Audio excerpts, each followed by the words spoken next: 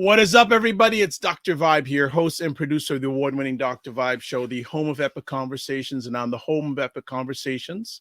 2020 Best Podcast News Award winner, 2018 Innovation Award winner given out by the Canadian Ethnic Media Association. I also co-host and co-produce the only online show in the world for dads and fathers. It's sponsored by Dove Men Plus Care. And in 2023, 2022, and 2021, our team has reached out directly and indirectly to over 100,000 fathers and dads around the world. I also am a featured contributor to the Fly Nubian Queen YouTube network, which has 570,000 subscribers. And coming up in the next few weeks, going to be having content shared on the Indie Soup Media platform out of the US, and their reach is 1 million people. That's it. That's all. We only got a little bit of time with this wonderful person today. So I'm just going to bring her on the screen because I just need to just bring her on the screen. We're going to be chopping it up with the Honourable Kamal Khera, Canadian Minister of Diversity, Inclusion, and Persons with Disabilities. What is up? Well, happy Friday and a very happy Black History Month, Dr. Vibe. It's so good to see you. It's always a pleasure to come on your show and to talk about the incredible work that we're doing together. And just on the side note, it's just always anytime I come on, we really do have epic conversations. So I just want to say thank you for the opportunity. And, when you talk about Black history, I just want to take a moment to thank you. And because you really are a good story of making Black history every single day as a work that you're doing to getting those stories out there in the community. And it's important for me to recognize you. So I just wanted to first and foremost wish you a very happy Black History Month and to talk about all things that we're doing, things that we need to do, and some exciting things that we're going to be focusing on. Well, receive that. Thank you so much. And I'm just going to do it real quick. For people who don't know about me, please subscribe to my YouTube channel and also hit the notification button. You can also follow me on Facebook, LinkedIn, and Instagram at The Dr. Vibe Show. And also, please advertise. If you want, advertise your business, product, or service on our platform by email me at dr.vibe at the drvibeshow.com. And big shout out to Laurent, my man who makes things happen, especially this. He needs to get his props. All right, get into it because I know our time is limited. Absolutely. Look, let me just again reinforce the fact that, it's been such an incredible month. February is my favorite month. And theme for Black History Month this year, as you may know, it really has been about Black excellence, a heritage to celebrate and a future to build. And it really is about, taking a moment to recognize the incredible contributions of Black trailblazers who have made history, who continue to make history, and to continue to work on a path to make sure that we're building a better future for all Canadians. And, one of the things I've often reflected on is the fact that, when I got elected back in 2015 and the work that we started at that time, and when in 2016, when Canada worked alongside so many incredible members of Black trailblazers across the country, and when Prime Minister Justin Trudeau, alongside our Black caucus, announced that Canada became the very first country, Western country in the world to officially recognize the United Nations decade for people of African descent. And that really led to us to have a roadmap in terms of the work that we need to do to address the challenges, the systemic challenges, to address systemic, racism that we've seen in our institution, but also for things that the community has been asking for, whether it is economic empowerment, whether it is, taking a whole of government approach to ensure that we are supporting Black Canadians throughout this country, because it's not just good for Black Canadians, it's actually good for Canada. And so it's been an incredible journey since then. As you may know, since then, whether it is the Black Entrepreneurship Program that we put forward that is actually supporting Black entrepreneurs all across Canada. And, you were at actually one of the events with me, Dr. Vibe, with the Black Health Professionals Network, who were able to take advantage of this program, built this healthcare network of Black professionals, health professionals right across the board, to make sure that we are working with community members, so people know that, there are different challenges within different communities, and that is being reflected on that. You won't believe an organization, and this really was about, access to capital gain. This really was about making sure that there's those networking opportunities, and for businesses, Black businesses, to actually scale up. And because of that, more than 500 businesses right across, just through one organization face, $50 million they've invested to help over 500 businesses get access to capital gains. This is Black-led businesses in order for us to support that work.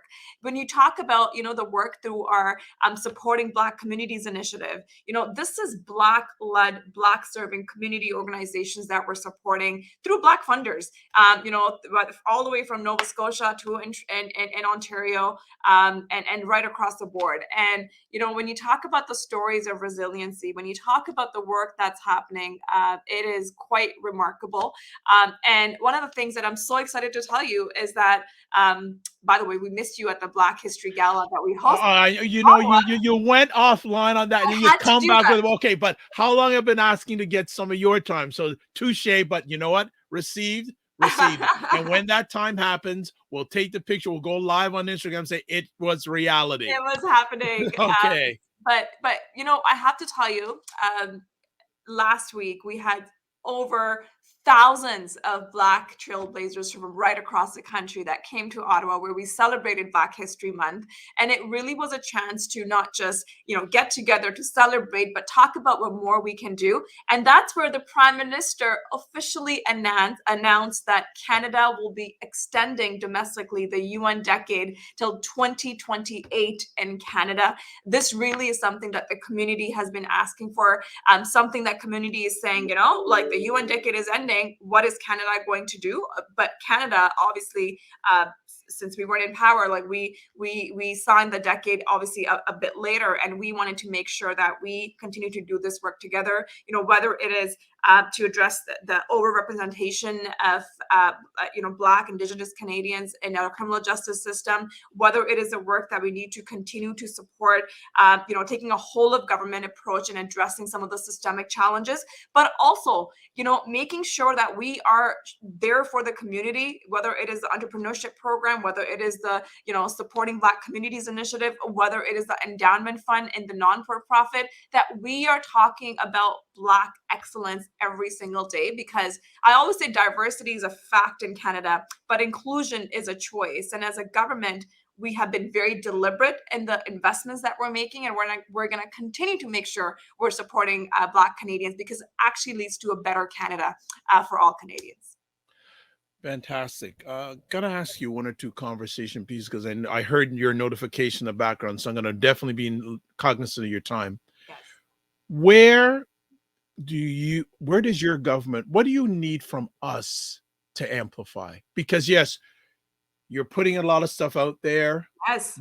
How can we make it better for your government and for all Canadians? This is such an incredible question, because I get to meet so many incredible organizations all across Canada. In fact, I'm going to Nova Scotia next week to meet with some of the amazing work that's happening there as well through our Black Supporting Black Communities initiative. But I think it's important, it's one thing talking about, like, okay, we're investing XYZ money into this community, but what is the impact of that work? And I think we don't share enough of those stories. And, I'll take some blame for that as well. And I really am trying to amplify some of the work that's happening, because unless we share our work and what this means for Canadians, I find that we're not quite there yet. So I think what it would be extremely important is to showcase some of the work that's been happening. Some of the work that's happening, and let me give you an example. The NIA Center for Arts in York, that's Canada's first ever professional Black arts center. That's what the work has led to. It has meant to have been able to, to get more. They were able to get more equipment. They were able to create new programs to better support Black artists. You talk about in Montreal, the Campaign Theatre Creole from Montreal, which works with marginalized communities of young people from low-income families through arts, to educate, to combat, domestic violence, to talk about, mental health issues. When I talk about some of the business communities, I mean, I've seen that, in my own community for Aspire for Hire, like, because of the work, because of the little investment, sometimes it's like, it's just access to capital gain, access to capital loans. It's about networking opportunities. It's about making sure that we have trusted partners to scale up your businesses, because how do you empower communities? You have to give tools to be able to be very deliberate about making those investments, right? And I think it's so important that we talk about the work that we're doing, or showcase that work, and something that I will be working with the community members. And this is where I think you also play a big part in telling those stories, is around telling these stories, because there's incredible amount of work that's happening with leaders. And I think it's important to, one of the things that I think we really honed in on, that it is Black led, Black focus. We can't do the work unless people in the community are part of it. And from the start to the end, that's been the formula for the success of this work. But I think we need to do a better job at showcasing those stories, and I think that's where you play an incredibly important role in making that happen. So I will take you up on that, my friend, and get you to tell these amazing stories right across Canada. No problem. You were reading my alleged mind. I was going to say, suggestion, tell them they've got a home here. They've got a home here. Absolutely. What are some of, and again, this is probably our last conversation piece, what are some of the common challenges you're hearing from African Canadian voices? Well, that's a really good question. And when you talk about, and there's different pillars, and I think the UN decade really framed the roadmap to address some of those challenges. When I talked about the real challenges within our criminal justice system, the real challenges, and that's the overrepresentation of Black Canadians in our criminal justice system. And we've made some deliberate changes. We've made some, in fact, I think last time I came on, we were talking about the Black Justice Strategy. That work is absolutely ongoing to make sure that it is feeding all the information that's happening. Whether it is, the work that needs to happen to support, the smaller communities that are on the ground, right? Because you have these big organizations, and I think one of my things that I work with the community is, how do we kind of build this network of organizations that are providing this support to communities, and to make sure that we're amplifying those voices for the community. And third is really about that economic empowerment. There's so many incredible Black businesses. In fact, I know you were mad that I was having a really good, I was having some jerk chicken with one of your good friends in Brampton, who I introduced you to. I'll leave it at that. Keep on going. Absolutely. But it really is about amplifying also, it was for, we were celebrating obviously the Restaurants Week, supporting Black communities. It was important to, and Brampton. I don't mind that. I know, but I have to give a special shout out to Brampton, because we have amazing Black businesses right across the country, and I have been able to work with different members. I want to amplify those voices. But to your point around the challenges, I think what with the Black entrepreneurship program that is Black led, that is supporting the work that the Canadian Chambers of Commerce is doing to make sure get access through our BDC, which is a loan a facilitator. It really is about giving that economic empowerment. And I think that is one of the things that I've been working really hard with, taking a whole of government approach, if we're really going to make change. And I think we have to be very deliberate about that change. So I know we're going to have some very, very exciting things also as we move forward. And as always, I will be back on your show to talk about what more we can do to support the community every single time. But I think extending the UN decade for the people of African descent, it highlights our government's commitment to ensure that we are committed to support Black community, because we know as a government, it actually leads to a better Canada. And this has been something that I know I've been having many conversations with members of the Black community, and we're going to continue to make sure that those voices are amplified. All right. That's a wrap. That's a wrap. If people want to get in touch with this wonderful lady, Kamal Khera Lib, Instagram, and she's very active on that when she has time. So as always, I want to say thank you for taking the most important thing. You have time out of your personal life, your family life, and check out her Instagram, family. She has a really good post on Valentine's Day. I ain't gonna say what it is, but to your family. And as always, don't just manage your time, manage your energy, and remember to give yourself grace. And you'll be hearing from me today via Instagrams, because we have some things to chat about. But thank you so much. Appreciate it, and enjoy the rest of Black History Month. Thank you. And we're going to be celebrating Black History Month every single month. So Thank more you. to come. And Received. Thank you. And have an amazing, amazing day in the rest of the week. Thank you. Take care and stay warm. Bye. Bye. All right. There we go, family. Great conversation as always. And I'll put her contact information back on the Instagram. Great.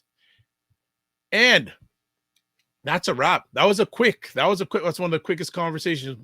Whenever I get politicians on, it's really quick because they got packed schedules. So also big thanks to Laurent to help make that happen. So as always, if you want to get in touch with me, website, the DRVIBESHOW.com, YouTube, Facebook, and LinkedIn, the DR_VIBE show.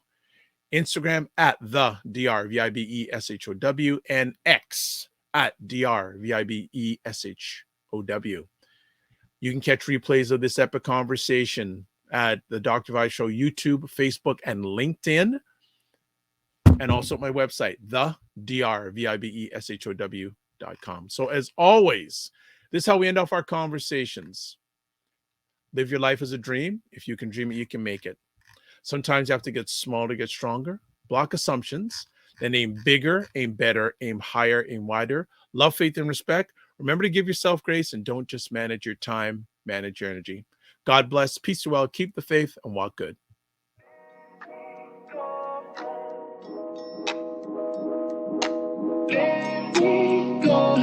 You